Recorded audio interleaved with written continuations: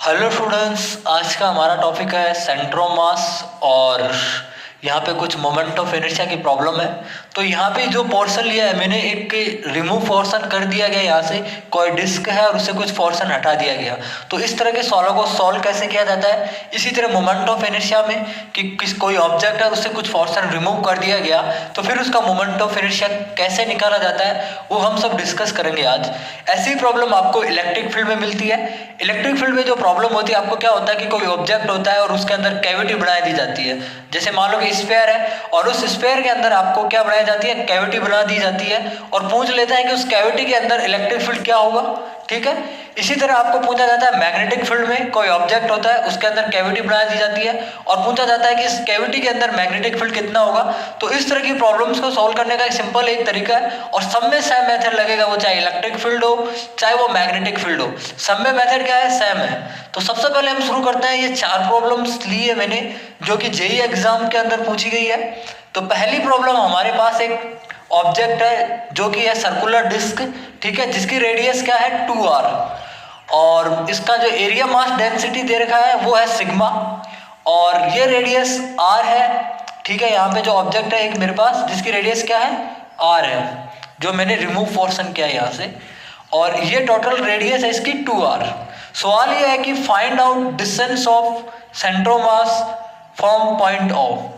सेंट्रोमास की आपको डिस्टेंस पता करनी है इस वाले पॉइंट से। तो देखो, सवालों को सॉल्व करने का तरीका क्या है, इस तरह के सवाल जब भी आ जाए तो आपको क्या करना है, सबसे पहले तो एक चीज एनालिसिस करनी है कि सेंट्रोमास देख रहे हो आप, तो ये चीज एनालिसिस कर लो कि कौन सा सेंट्रोमास का कोऑर्डिनेट 0 होगा। मैं एक चीज बोल सकता हूं कि यहाँ पे जो ये वाली एक्सिस है, यहाँ पे ये जो वाली एक्सिस है, इस एक्सिस के अबाउट मास का सिमेट्रिकल डिस्ट्रीब्यूशन हुआ है। ठीक है, अगर मैं यहाँ से वाई एक्सिस ड्रॉ करता हूँ और एक्स एक्सिस ड्रॉ करता हूं तो मैं ये बोल सकता हूं कि इस एक्सिस के अबाउट मास का सिमेट्रिकल डिस्ट्रीब्यूशन हुआ है। तो सेंट्रोमास इस वाली एक्सिस पे ही क्या करेगा, लाई करेगा। इंपॉर्टेंट कॉन्सेप्ट है, जब आपको लगे कि मास का सिमेट्रिकल डिस्ट्रीब्यूशन हो रखा है तो जिस एक्सिस के अबाउट सिमेट्रिकल डिस्ट्रीब्यूशन है सेंट्रोमास उसी एक्सिस पे लाई करेगा। ठीक है, एक चीज तो यहां से पता चली। तो मैं ये बोल सकता हूं कि इसका वाई सेंट्रोमास 0 होगा, तो y कोऑर्डिनेट है सेंट्रोमास का, वो क्या होगा 0 होगा। इसी तरह z सीओम क्या होगा 0 होगा। अब हमें केवल x सीओम निकालना है यहाँ से, इतना हमें पता चला।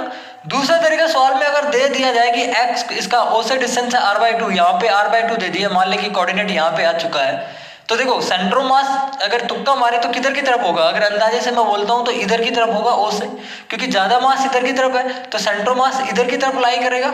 सिंपल चीज है। तो सेंट्रोमास का जो एक्स कोऑर्डिनेट होगा वो नेगेटिव होगा, इतना हम अंदाजा लगा सकते हैं यहाँ से। तो देखो, इस तरह के सवालों को सॉल्व करने के लिए क्या करना है आपको, यहाँ पे एक क्या मान लो, एक प्लस सिग्मा और एक माइनस सिग्मा की एक क्या मान लो, एक छोटी सी जो रिमूव पोर्शन किया है मैंने, प्लस सिग्मा और माइनस सिग्मा डेंसिटी का एक छोटा सा डिस्क मान लो यहाँ पे। ठीक है, तो यहाँ पे क्या है, प्लस सिग्मा और माइनस सिग्मा, ओवरऑल अभी भी 0 है। ये क्या है, प्लस सिग्मा और ये क्या है, माइनस सिग्मा, तो ओवरऑल अभी भी 0 है यहाँ पे। देखो, एक्चुअल में नेगेटिव मास डेंसिटी नहीं हुआ करती है, लेकिन ये केवल सॉल्व करने का तरीका है यहाँ पे। तो ये अभी भी 0 है, लेकिन हमारे पास ये जो ऑब्जेक्ट बना है अब कुछ इस तरह से बन चुका है। एक तो टोटल प्लस सिग्मा का बन चुका और एक बन चुका है मेरे पास माइनस सिग्मा का। ये जो डिस्क है मेरे पास, एक तो बड़ी प्लस सिग्मा डेंसिटी की और एक बड़ी मेरे पास माइनस सिग्मा डेंसिटी की। सिग्मा क्या हुआ करता था, kg/m²। ठीक है, यूनिट से समझ में आ जाएगा यहाँ से। पर यूनिट एरिया में आने वाला मास क्या था यहाँ पे, सिग्मा। ठीक है, तो ये जो मेरे पास सवाल बना 2 ऑब्जेक्ट का बन चुका है। 2 ऑब्जेक्ट का कैसे कि एक ऑब्जेक्ट तो मेरे पास पूरे को देखो, प्लस सिग्मा को देखो, माइनस सिग्मा को भूल जाओ। जब आप प्लस सिग्मा को देखोगे इसके ऊपर तो आपके पास जो ये ऑब्जेक्ट बनता है एक पूरा का पूरा प्लस सिग्मा डेंसिटी का बनता है और एक ऑब्जेक्ट बनता है आपके पास यहाँ पे माइनस सिग्मा डेंसिटी का। 2 ऑब्जेक्ट बन चुके हैं आपके पास। तो सवाल में कुछ इस तरह से बन गया आपके पास, एक प्लस सिग्मा का और एक बन गया आपके पास यहाँ पे ये माइनस सिग्मा का। इस तरह से ये जो है वो माइनस सिग्मा का है और इसके नीचे जैसे मान लो कि एक प्लस सिग्मा का है। ठीक है, वाई एक्सिस, एक्स एक्सिस और जेड एक्सिस मैंने ड्रॉ कर ली है। अब ये सवाल यहाँ पे खत्म हो चुका है। कैसे, देखो 2 ऑब्जेक्ट हो गए मेरे पास। अब यहाँ पे ये क्या हो गए, 2 ऑब्जेक्ट हो गए, ऐसे 2 ऑब्जेक्ट हो गए मेरे पास कुछ इस तरह से यहाँ पे। तो यहाँ पे देखो, मैं इसको ऐसे बोल सकता हूँ कि 2 मास हो गए मेरे पास, एक तो हो गया m1 और देखो मैं बोल सकता हूँ जब मैं इस वाले ऑब्जेक्ट को देखूंगा, पूरे इस वाले ऑब्जेक्ट को, तो इसका सेंटर ऑफ मास इसके ज्योमेट्री सेंटर पे होगा। मैं ये जानता हूँ कि जब भी मेरे पास सिमेट्रिकली ऑब्जेक्ट आ जाए, ठीक है, जो बिल्कुल स्टैंडर्ड ज्योमेट्री आ जाए इस तरह की, तो मैं बोल सकता हूँ कि उनका सेंटर ऑफ मास उनके ज्योमेट्री सेंटर पे होता है। तो इसका सेंटर ऑफ मास इसके ज्योमेट्री सेंटर पे होगा यहाँ पे, ठीक है। और जब मैं नीचे वाले ऑब्जेक्ट को देखूंगा तो इसका सेंटर ऑफ मास इसके सेंटर पे होगा। तो मैं इन दोनों को दो मास कंसीडर कर सकता हूँ इस पूरे सिस्टम का, ऐसे m1 और m2। और यहां से y एक्सिस ड्रॉ है, और ये x एक्सिस ड्रॉ है, और ये है z एक्सिस। इस वाले पूरे ऑब्जेक्ट को मैं ऐसा बना सकता हूं, ठीक है। जब मैं एक बार इस वाले ऑब्जेक्ट को देख रहा हूं और एक बार ये नीचे वाले ऑब्जेक्ट को देख रहा हूं, तो इसका सेंटर मास यहाँ पे होगा और इस वाले ऑब्जेक्ट का सेंटर मास यहाँ पे होगा। जो m2 होगा मैं लिख सकता हूँ m2 को ऐसे, सिग्मा पर यूनिट एरिया का आने वाला मास है सिग्मा यहाँ पे, ठीक है। इसका एरिया कितना होगा पूरे का माइनस सिग्मा इसकी डेंसिटी है, ठीक है। पूरे का एरिया होगा मैं बोल सकता हूँ पाई आर स्क्वायर, क्योंकि इसकी रेडियस आ रहा है तो pi r square, sigma pi r square इसका मास हो गया। और यहाँ पे इसका मास कितना होगा, सिग्मा इसकी डेंसिटी है और पाई रेडियस इसकी 2r है, तो यहाँ से कितना होगा 4r स्क्वायर, ठीक है। 2r का स्क्वायर क्या होगा 4r स्क्वायर। तो ये हो गया m1। m2 यहाँ पे माइनस सिग्मा के साथ लिखना है क्योंकि इसकी डेंसिटी के माइनस में है, ठीक है। ये केवल सॉल्व करने का तरीका है, एक्चुअल में नेगेटिव डेंसिटी नहीं हुआ करती है मास की, ठीक है। तो सिंपल मेथड क्या था, पहले आपको क्या करना था, प्लस सिग्मा और माइनस सिग्मा मानना था। तो आपके पास दो ऑब्जेक्ट बन गए, एक तो पूरा प्लस सिग्मा का बन गया और एक माइनस सिग्मा का बन गया। जब आपके पास ये माइनस सिग्मा का ऑब्जेक्ट बना, देखो ये आपके पास क्या है, एक माइनस सिग्मा का मान लो, और जस्ट इसके नीचे एक मान लो कि पूरा प्लस सिग्मा का ऑब्जेक्ट बन चुका है। तो प्लस सिग्मा वाला जो ऑब्जेक्ट बना आपके पास कुछ इस तरह से बना था एक, और एक माइनस सिग्मा वाला ऑब्जेक्ट बना आपके पास इस तरह का। तो दो ऑब्जेक्ट हो गए। तो इस वाले पूरे ऑब्जेक्ट का सेंटर मास यहाँ पे होगा, और जब इस नीचे वाले पूरे का सेंटर मास देखूंगा तो इसके ज्योमेट्री सेंटर पे होगा, ठीक है। अब ये m1 और m2 हो गया मेरे पास। अब तो सिंपल तरीका है यहाँ पे फॉर्मूला लगाना है, कि कुछ नहीं करना। और फॉर्मूले में किस तरह से लगाना, देखो x सेंटर मास कैसे निकालता था मैं, m1 इंटू m1 जहाँ रखा है वहाँ का x कोऑर्डिनेट प्लस m2, और m2 जहाँ रखा है वहाँ का x coordinate x2 upon m1 plus m2। ये तो x कोऑर्डिनेट निकाल सकता हूँ। लेकिन यहाँ पे इन्होंने पूछा है कि डिस्टेंस पूछी है इन्होंने मेरे से, डिस्टेंस पूछी है। तो सिंपल तरीका है, m1 और m2 दो मास, इन दोनों के बीच का सेपरेशन अगर d हुआ करता था इस दुनिया में, ठीक है, यहाँ पे रेडियस कितनी होगी r हो गई है, ठीक है। इन दोनों के बीच का सेपरेशन d हुआ करता था, तो मैं सेंटर ऑफ मास की अगर डिस्टेंस m1 से फाइंड करता, सेंटर ऑफ मास की डिस्टेंस m1 से फाइंड करता, तो क्या करता, इसके सामने वाला mass m2 upon total mass m1 plus m2 into इन दोनों के बीच का सेपरेशन d, ठीक है। तो सवाल यह था कि इस वाले डिस्क से मुझे सेंटर मास की डिस्टेंस पता करनी थी, मतलब इस m1 से इस पूरे के पूरे ऑब्जेक्ट को मैंने यहाँ पे कंसीडर कर लिया इसके सेंटर मास को। तो इस m1 से सेंटर मास की डिस्टेंस पता करनी थी, तो ये वाला फॉर्मूला यूज कर लो। इसके सामने वाला मास m2, तो ये नेगेटिव में मास था, ठीक है। एक्चुअल में यहाँ पे फिर नेगेटिव में आएगा, ये डिस्टेंस नेगेटिव में आएगी, लेकिन एक्चुअल में डिस्टेंस नेगेटिव नहीं होती है, हमें उसको पॉजिटिव करना है r/3, ठीक है। तो m2 upon m1 plus m2 into D, ये चीज हमें यहाँ पे करनी है, ओके। तो ये सवाल खत्म हो चुका है। यहाँ पे x सेंटर मास आ भी गया होगा, मान लो आपके पास x सेंटर मास आ गया, वो नेगेटिव कोऑर्डिनेट में आएगा, तो सेंटर मास इधर की तरफ आएगा आपके पास नेगेटिव कोऑर्डिनेट में r/3 माइनस के अंदर। अब सेंटर मास से डिस्टेंस बतानी है, सेंटर मास की डिस्टेंस बतानी है मुझे इस O पॉइंट से, तो कितनी होगी r/3 के इक्वल होगी। तो ये वाला फॉर्मूला यूज कर सकते हो आप चाहो तो, यहाँ से x कोऑर्डिनेट लिख सकते हो। m1 का वैल्यू यहाँ पे x कोऑर्डिनेट इसका 0 है, m2 का वैल्यू ये वाला, और इसका x कोऑर्डिनेट क्या है, इसका r के इक्वल है, तो r के इक्वल पुट करो, नीचे टोटल मास पुट करो यहाँ पे, तो सवाल खत्म है, r/3 इसका आंसर आ जाएगा आपके पास। अगली प्रॉब्लम आपके पास सिंपल प्रॉब्लम है, बिल्कुल जेईई के अंदर आई हुई प्रॉब्लम है, और यही भी रिमूव पोर्शन की है, इसमें कुछ नहीं करना सवाल में।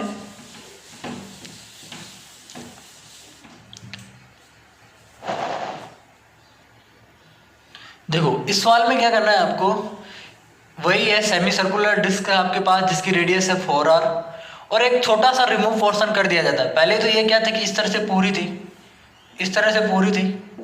अब क्या किया जाता है कि एक छोटे से r रेडियस के एक डिस्क निकाल ली जाती है, यहाँ से रिमूव कर ली जाती है, फिर इसका सेंटर मास पूछ लिया। देखो जब ये पूरी थी तो सेंटर मास मुझे पता था इसके सेंटर से 4r अपॉन 3 बाई डिस्टेंस में हुआ करता है, ठीक है, 4r अपॉन 3 बाई डिस्टेंस में हुआ करता है। इतना मुझे पता था। लेकिन अब यहाँ पे क्या हुआ कि ये वाला पोर्शन में क्या कर दिया, हटा दिया यहाँ से, तो ये कुछ इस तरह से बन गई मेरे पास। अब मुझे इसका सेंटर मास बताना है इस ओ डिस्टेंस से, सेंटर मास की इस ओ पॉइंट से डिस्टेंस बतानी है मुझे। तो देखो सिंपल सवाल है, पूरे को क्या मान लो एक बार तो प्लस सिग्मा मान लो यहाँ पे, और एक माइनस सिग्मा डेंसिटी मान लो। यहाँ पे सिग्मा का मतलब क्या है, area density, area mass density है। जो मास है वो सारा का सारा मास क्या है, एरिया के अंदर है। इसको यूनिट से समझ सकते हो आप, केजी मीटर स्क्वायर पर यूनिट एरिया में आने वाला मास। ठीक है, इसका सिंपल सा मेथड बताऊंगा आपको, प्लस सिग्मा और माइनस सिग्मा मानना है आपके पास। अब ये कुछ इस तरह से हो गया कि एक ऑब्जेक्ट तो आपके पास कुछ इस तरह से बन गया प्लस सिग्मा डेंसिटी का, और एक ऑब्जेक्ट आपके पास कुछ इस तरह से बन गया माइनस सिग्मा डेंसिटी का। तो दो ऑब्जेक्ट हो गए, एक ऑब्जेक्ट ये, एक ऑब्जेक्ट ये। इस वाले ऑब्जेक्ट को उठा के यहाँ पे शिफ्ट कर दो, तो दो ऑब्जेक्ट हो गए आपके पास ये। तो मैं बोल सकता हूँ कि इस वाले ऑब्जेक्ट का तो सेंटर मास इसके ज्योमेट्री सेंटर पे होगा। ठीक है, जो ज्योमेट्रिकल ऑब्जेक्ट है जो बिल्कुल जैसे स्फीयर वगैरह, ये तो इनका सेंटर मास इनके ज्योमेट्री सेंटर पे लाई करता है। सही बात है, तो इसका सेंटर मास तो यहाँ पे लाई कर रहा है। ठीक है, और इस पूरे का सेंटर मास मुझे पता था, इस पूरे का सेंटर मास मुझे पता था, इसके सेंटर से 4r/3 डिस्टेंस पे हुआ करता है। ठीक है, तो ये सवाल कैसे बना, पहले तो क्या करना आपको, वाई एक्सिस ड्रॉ करनी है, एक्स एक्सिस ड्रॉ करनी है, किसी भी एक पॉइंट को 0,0 मानते हुए यहाँ पे जेड एक्सिस इसको 0,0 मान लो। मैं ये बोल सकता हूँ कि वाई एक्सिस के अबाउट मास का सिमेट्रिकल डिस्ट्रीब्यूशन हुआ है यहाँ पे, तो मैं बोल सकता हूँ कि सारा का सारा सेंटर मास वाई एक्सिस पे लाई करेगा। तो सेंटर मास क्या करेगा, वाई एक्सिस पे लाई करेगा। तो यहाँ से सिंपल चीज है कि इसका सेंटर मास का एक्स कोऑर्डिनेट 0 होगा, और जेड कोऑर्डिनेट भी इसका सेंटर मास का क्या होगा, 0 होगा। मुझे निकालना है एक्स कोऑर्डिनेट। अब मुझे इसका मास लिखना है, मास कैसे लिखूंगा मैं, ये माइनस सिग्मा डेंसिटी का है। ठीक है, और ये है प्लस सिग्मा डेंसिटी का। तो इसका मास कैसे लिखूंगा मैं, यहाँ पे एक्स सेंटर मास तो निकालना है मुझे, मान लो कि वाई सेंटर मास निकालना है। तो ये कुछ इस तरह से हो गया मेरे पास, ये वाई एक्सिस, ये एक्स एक्सिस और ये जेड एक्सिस। इसका सेंटर मास यहाँ से क्या है, इसको बोल देता हूँ मैं इसके मास को m1। तो इसका सेंटर मास यहाँ से 4r/3 पे, इसका सेंटर मास r डिस्टेंस पे होगा।